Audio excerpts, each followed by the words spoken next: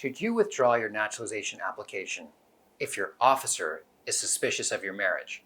I'm Erick Widman, I'm an immigration lawyer, and in order to naturalize faster than the normal 5-year period, you could naturalize in a 3-year period if you're married to a US citizen and you show your interviewing officer that you have a genuine marriage, that you've been living together, and that you've been living in marital union. That's the legal standard, marital union. But your officer might be quite suspicious, for whatever reason, that you do in fact have a genuine marriage and that you're living in marital union. And as an immigration lawyer, we of course see all different types of USCIS officers, and they all have different personalities.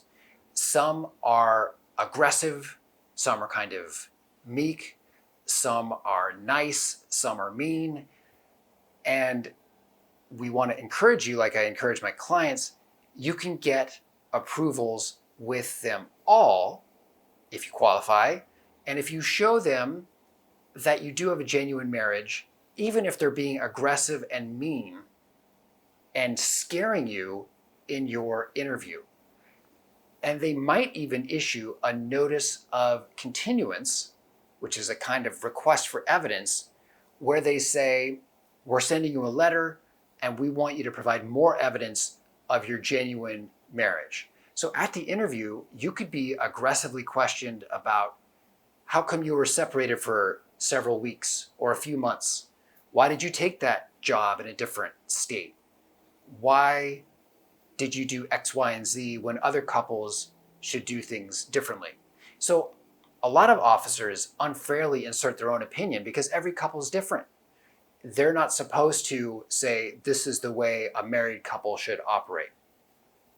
They do have the job of using their discretion to determine if you are living in marital union and you have a genuine bona fide relationship. But don't be deterred, don't be scared, and don't withdraw your application for naturalization. Don't withdraw your entire case if you feel like they're suspicious of you. Instead, when there's a discretionary element like this that you have to prove, come back strong with even more evidence of your genuine marriage. Maybe you don't have joint bank accounts because it stresses you out as a couple, and your parents would always fight when they had a joint bank account. So instead, to avoid that problem, you and your spouse have separate bank accounts. You could explain that.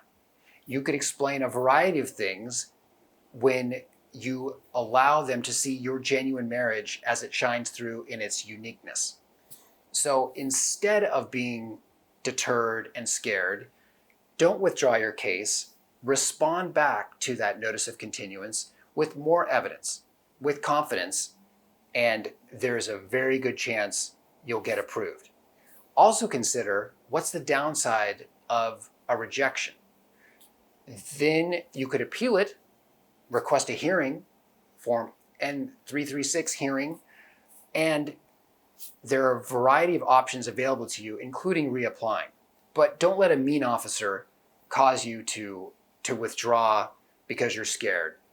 We think you should step forward with strength and confidence and show them that you have a genuine marriage. If you have any questions, let us know, and definitely take care.